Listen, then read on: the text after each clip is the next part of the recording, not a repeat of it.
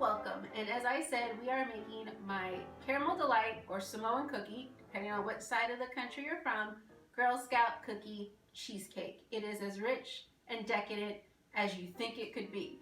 So let me tell you the ingredients really quick before we get started, and I tell you how I came up with this craziness. So the first thing we need is our crust. So I have about 8 to 10 ounces of pulverized in the food processor chocolate wafer cookies. Right now I am using the Oreo thins because they have the least amount of cream, and just plain chocolate wafer cookies were not available at my store.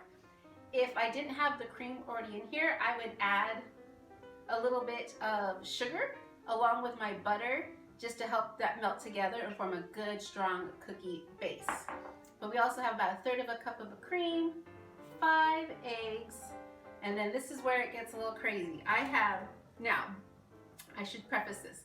The recipe calls for 1 pound and 2 ounces of, is it 1 pound and 2? Yeah, 1 pound and 2 ounces of goat cheese. Now that can be hella crazy expensive. So I have softened that cost a little bit with just your regular standard cream cheese. And then we also have our mascarpone cheese on top of that. So this right here alone is where this cheesecake gets a little on the pricey side. So if you can shell out the funds for all goat cheese or Chevre, great. If not, you can supplement a little bit of that standard cream cheese into the recipe. And then of course we have our sugar. So everything again is at room temperature because that is best for baking. So let me get started baking on my crust.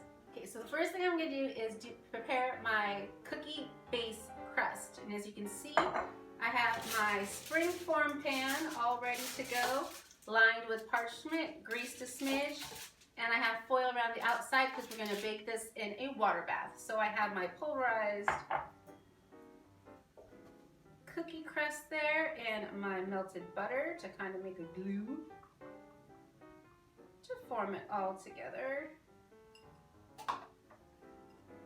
Try to keep it contained in the bowl.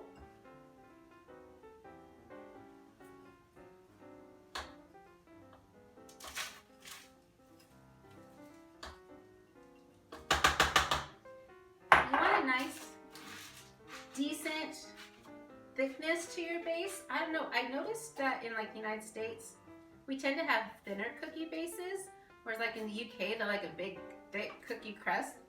It's personal preference. I like it in the middle.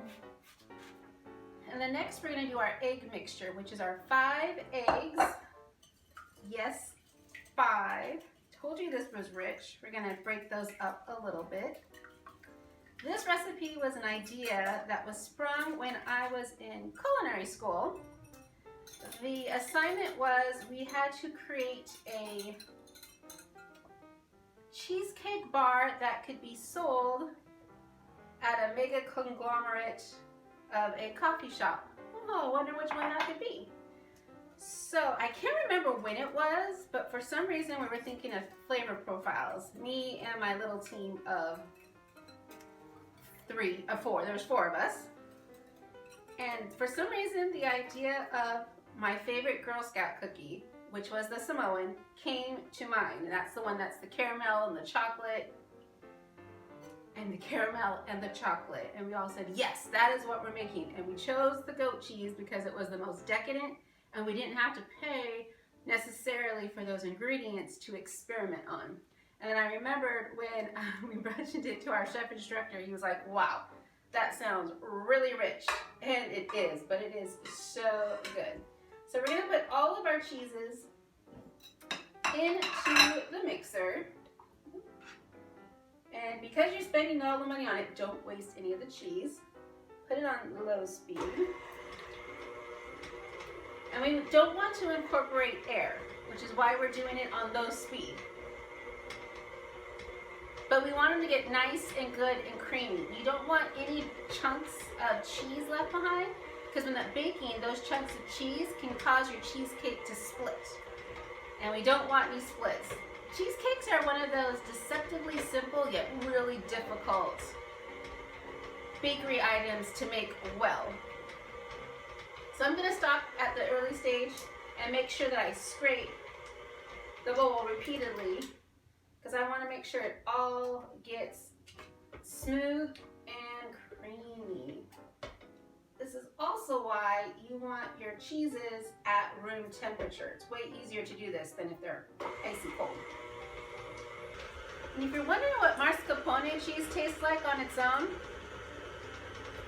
it's a little sour. It kind of tastes like if you let whipped cream solidify. It's really soft and light, but there's not much of a taste to it, which is usually why you put it in other things, like with the coffee in your tiramisus. Or a nice triple sec, and then you can make like a berry tiramisu, which is really good.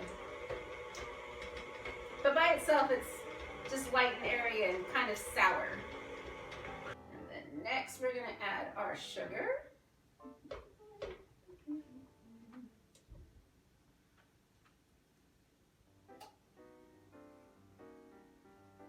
And like always, the recipe is down in the description.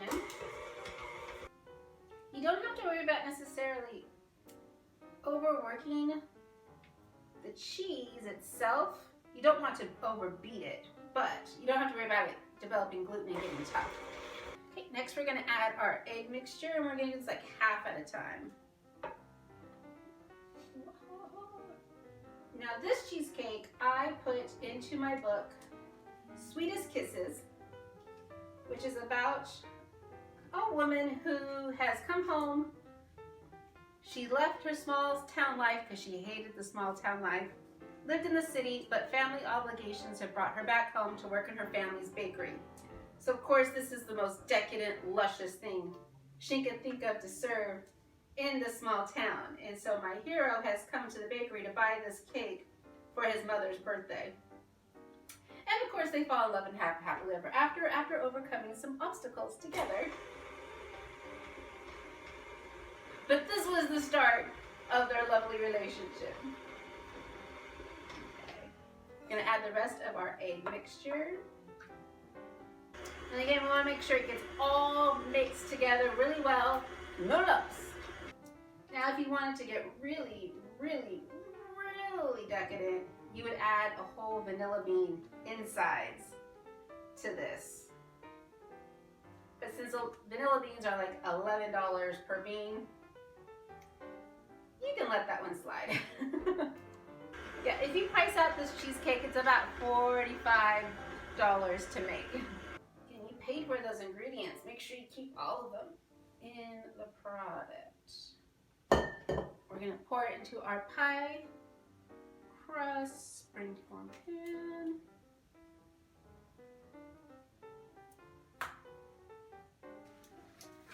So we're going to put this in the middle of our roasting pan. Then we're going to put this in the oven. Then we are going to take our jug of hot water and then pour it inside the roasting pan. So that way I'm not carrying cake, pan, jiggly water. It's already tucked safe inside our 325-degree oven where it's going to bake for about 45 to 50 minutes. So our cakes go into the oven for 325 degrees for about 45-50 minutes. The bain-marie, what that does, it creates a steam, which helps our cheesecake stay moist even as it's baking and hopefully prevent those cracks. So now we're going to do the caramel coconut topping. Now if you've ever made caramel before, it's very temperamental. It's crystals, water, molecular science type things. So I have about 8 ounces of sugar in my saucepan, and I'm going to add just enough water to make it wet. Get that all there. Got about it at a medium-high heat for now. And the thing about making caramels, once you get your water and your sugar incorporated, you don't really want to touch it. You want it to let it dissolve and kind of melt on your own. Otherwise it gets a little grainy, little crystallization. So I'm actually going to take a mess. I'm going to make a mess is what I'm going to do. But I'm going to have excess water here, and I've got my brush, and I'm going to brush those crystal sugar pieces off the side of my pan so it doesn't fall when my sugar is dissolving. So, bring it in. So, after a while, the more water you put in here, the longer this is going to take. It's going to start getting nice and amber colored. You don't want it burnt, but you definitely want it a little bit golden, because as soon as you add the cream, it's going to lighten up. Now, this is the part that can be scary, and this is why you definitely want room temperature cream, and why you want to maybe make this in a deeper dish than I did.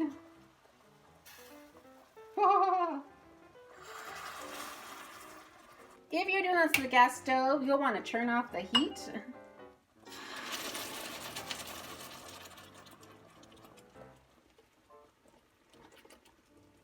And if you're on an induction stove, you'll want to take it off the heat as well, because again, we want it amber, we don't want it burned.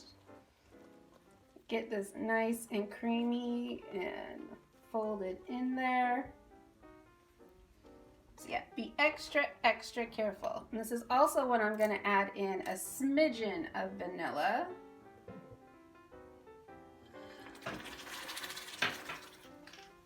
Ooh, look at all that caramelness. This is almost too dark. And I'm gonna add a smidgen of butter for some extra creaminess. And then at the end, we're gonna add our sweetened coconut. And mix that in there. Ooh, so glorious. So now we're gonna assemble our cheesecake. Oh, it's gonna be so good. So now comes the moment of truth, where we're gonna try to assemble this, and it might get a wee bit scary. So we have our cheesecake that has cooled, and we're gonna release it from the spring form, hopefully. Ooh. In school, you were really cool if you could do this in like a regular cake pan and just turn it out and then flip it back without breaking it. And of course, I cracked it right now, so we shall see. But you just wiggle this out. And if it's sticking to the side, just loosen it from the edge there. Whoa.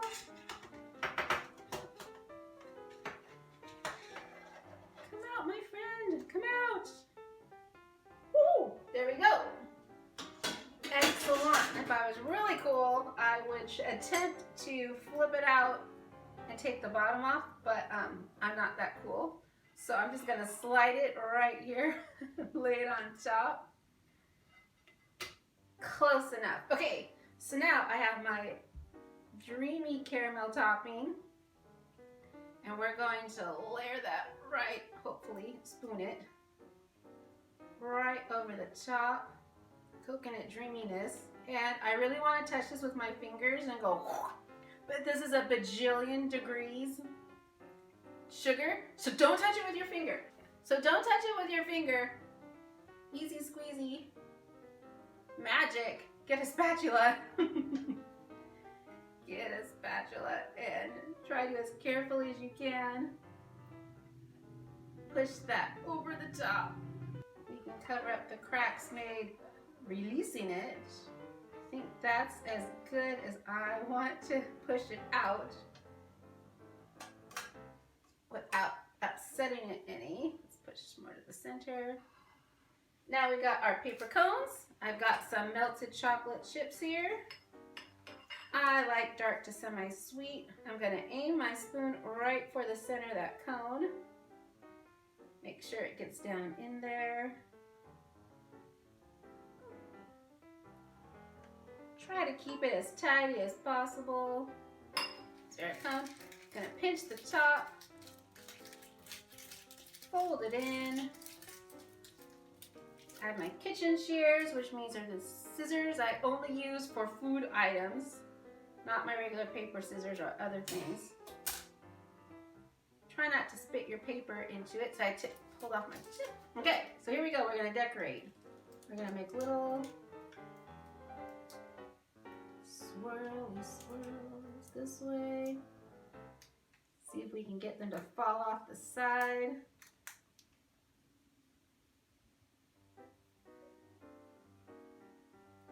And now we're gonna fold this down, go the other direction. I'm gonna do a diagonal. Again, you can cut your tip of your cone however much you want.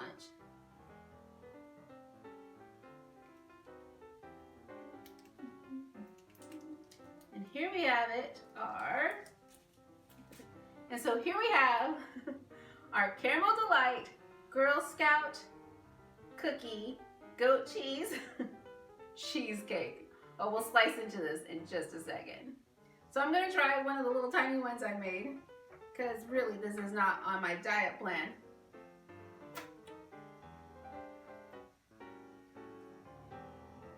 It's just like the cookie, but so much better.